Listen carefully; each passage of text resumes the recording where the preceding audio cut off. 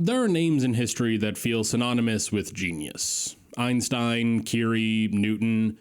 They are the titans, the world changers, the minds that pushed humanity forward in monumental leaps. Their legacies feel clean, etched into the pristine marble of progress. But some names exist in a kind of twilight, couched in a fog of unease. These are the names that force us to ask an uncomfortable question. Can someone be both a savior and a monster? Can one mind produce a miracle that nurtures billions, and then turn around and create a horror that chokes the life from thousands? There is perhaps no greater embodiment of this duality than the German chemist Fritz Haber. His is the story of a man who saved the world, and in doing so, created the means for its damnation.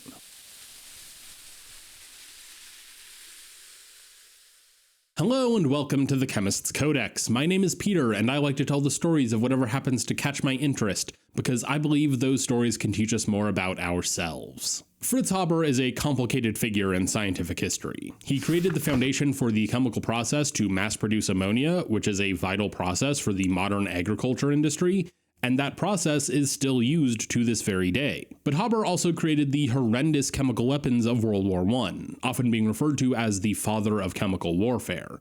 And while the story of Fritz Haber is sometimes uncomfortable, it is still an important story to tell. Fritz Haber was born in 1868 into a well-established Jewish family. His mother, Paula, died from complications just a few weeks after his birth, an event that opened a rift that would never fully close. It created a lifelong strain between Fritz and his father, Siegfried, a successful merchant dealing in dyes and pigments. Siegfried could never fully embrace his son, forever associating the boy with the loss of his wife. Now, while the Haber family was Jewish, they were never really associated with the faith all that closely. Fritz saw himself more so as German rather than Jewish. At one point, he even converted to Lutheranism. Haber went on to study chemistry, earning his PhD in the subject, and his early career was a whirlwind of intellectual energy. He tackled everything from the chemistry of combustion to dye technology to electrochemistry, building a reputation as a versatile and brilliant chemist. But all of this was really just a prelude. Haber would go on to solve one of the greatest problems humanity was facing at the turn of the century. At the start of the 20th century, humanity was teetering on the edge of a global disaster. The world's population was surging, but agriculture, the engine of civilization, was sputtering. The problem was nitrogen. See, plants need nitrogen to grow, and for countless centuries, farmers had relied on natural fertilizers like manure and crop rotation to make sure their crops got enough of the element.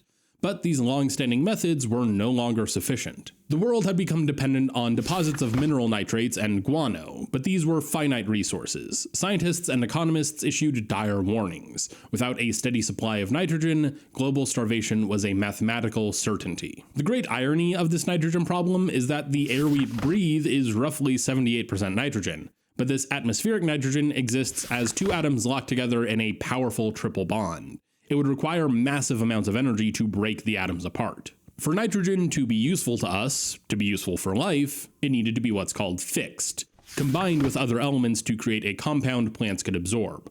One of these compounds that was of great interest to Haber was ammonia. But the reaction to produce ammonia from nitrogen and hydrogen gases was restricted by thermodynamics. It wouldn't, or rather it couldn't, happen under ambient conditions. But if you increase the temperature, you can give the reaction more energy. And if you increase the pressure, you can force the molecules closer together, making it more likely they'll react. And then if you introduce a catalyst, you can get the molecules to attach to the surface in the right geometries for the reaction to take place. These were all things Haber knew. It was just a matter of finding the right catalyst with the right conditions. Starting around 1904, Haber began a series of experiments to combine nitrogen from the air with hydrogen gas in order to produce ammonia, forcing the gases over various catalysts like osmium and uranium at incredibly high temperatures and pressures. The work was perilous, but Haber's insight was to realize that by dramatically increasing the pressure to hundreds of atmospheres, the yield of ammonia skyrocketed. By 1909, he had achieved his goal of producing ammonia from the air.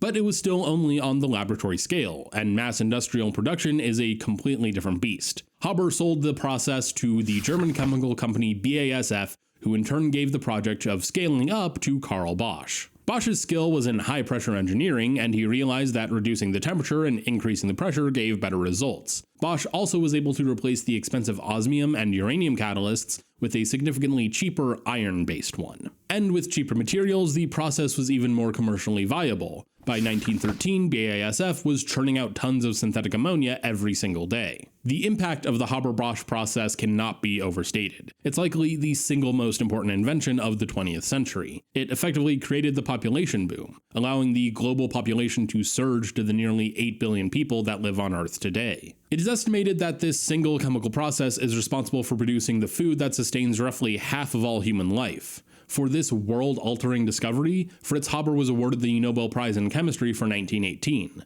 Haber was a hero of humanity. But the same chemical process that promised to feed the world also contained the seeds of destruction. Ammonia is an important building block of fertilizer, but it is also a critical precursor for manufacturing explosives. Haber's discovery gave Germany a way to nourish its people, while also giving it the means to wage a terrible war. In the summer of 1914, the intricate alliances of Europe buckled and plunged the continent into the fray of World War I. The initial patriotic fervor and predictions of a swift victory soured into the grim reality of trench warfare. For Fritz Haber, this was a chance to use his chemical genius to serve his country. His mind was now a weapon to be wielded, and Haber's first contribution was the Haber-Bosch process itself. Thanks to Haber, Germany could produce its own explosives. But Haber wanted a more direct role in the fight. He saw the trench deadlock as an engineering problem that chemistry could solve. When the demand for a way to break the stalemate grew, Haber proposed weaponizing poisonous gas. Appointed the head of the chemistry section in the Ministry of War, Haber assembled a team of over 150 of Germany's scientists into a special unit dedicated to chemical warfare. Haber's weapon of choice was chlorine, a dense, heavier-than-air gas that would sink into the trenches. It was a deliberate and cruel choice. Chlorine gas reacts with the moisture in the lungs to produce hydrochloric acid, damaging the delicate tissues from the inside and causing a horrific death. And Haber wasn't ashamed of his role developing chemical weapons. He personally oversaw the first deployment of chlorine gas by the German army.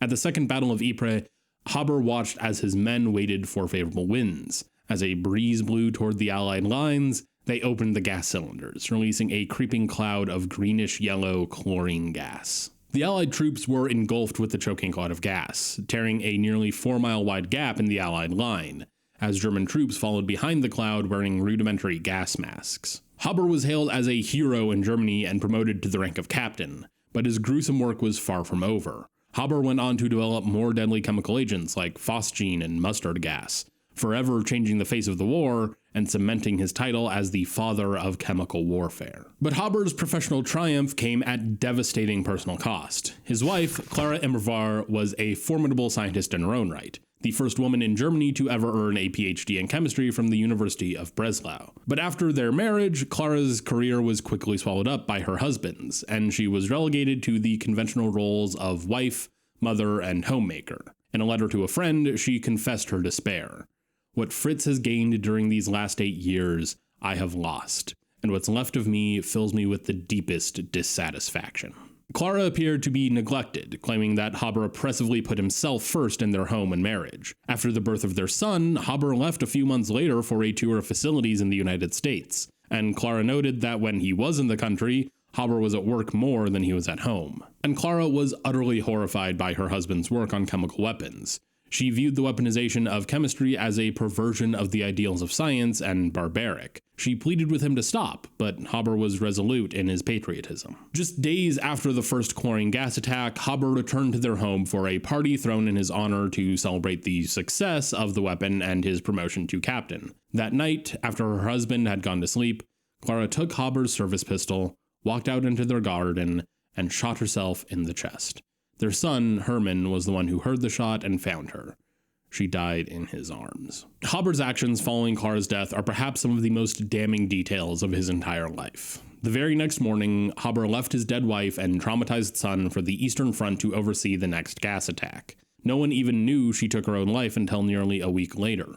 And then, in 1946, Hermann, the boy who had held his dying mother, would also take his own life. The exact reasons for Clara's suicide are still speculated. She was already clearly unhappy in her marriage, and her apparent opposition to chemical warfare may have also been a contributing factor. And then, after the war ended, Haber was somewhat of a broken man. Other scientists shunned and criticized him for his involvement in designing chemical weapons. Yet, it was during this period that the world learned he had been awarded the 1918 Nobel Prize in Chemistry, for his development of the Haber process, a decision that was met with its own criticisms. But Haber never publicly expressed regret for his wartime actions, and since Germany was in massive amounts of debt after the war, Haber spent a good chunk of the 1920s researching ways to extract gold from seawater to help pay down that debt. Of course, Haber concluded that there wasn't a high enough concentration of gold, and trying to extract it was uneconomical. But the Germany he had sacrificed his family and his morality for was about to betray him in the most profound way imaginable. With the rise of the Nazi Party in the early 1930s,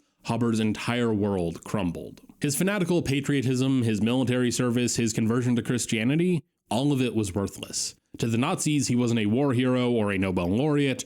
Haber was just another Jewish scientist to be dealt with. When Haber was ordered to dismiss all Jewish scientists from his prestigious institute, Haber tried to delay their departures long enough to find them new positions elsewhere, but ultimately, he resigned from his position. And Haber became a wanderer, traveling to Spain, Paris, and Switzerland. Many of his counterparts in England worked to help find Haber a position.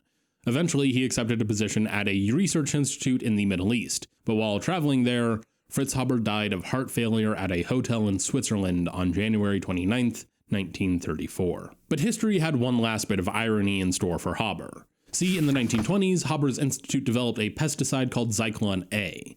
This pesticide was adapted by the Nazis, who ordered a new formulation that didn't contain the warning irritant that had been added for safety. They called this new version Zyklon B, and this compound, a direct scientific descendant of Haber's own work, became a primary tool of the Holocaust. It was the gas used to murder over 1 million people in the Nazis' concentration camps. The work of the man who devoted himself to Germany was twisted into a tool for genocide. So how do we remember a figure like Fritz Haber? Is he the brilliant scientist whose discovery continues to save billions from starvation? Or is he the monster who unleashed chemical hell on the battlefield? The uncomfortable truth is that he's both. His life is a permanent and disturbing stain on the moral ledger of science. He proves that genius and monstrosity can inhabit the same heart, that the drive to create can be welded to the capacity to destroy. The Haber-Bosch process reshaped human civilization on a scale hardly matched by other inventions, but his innovations in warfare opened a Pandora's box of suffering that we are still trying to close. His story offers no easy answers or comforting morals. It's just sort of hanging there, a haunting reminder to the terrifying duality of human nature. It forces us to ask, what is the true responsibility of a scientist? Where is the line between patriotism and barbarism? And what is the ultimate price of an ambition that knows no moral bounds? Fritz Haber won the world's most prestigious prize, but he paid for it with his family, his legacy, and ultimately, his soul. Thanks for watching. The story of Fritz Haber is complicated and morally challenging, which is why it's such a worthwhile story to talk about. It's important to ask ourselves what a scientist's responsibility is. As much as I wish we could pursue science for its own sake, the world doesn't always agree. But let me know what you think. What kind of legacy do you think Haber left behind? Leave your answer down in the comments. And if you want more videos about the scientists who have shaped our world for the good and the bad, make sure to subscribe so you don't miss my next video.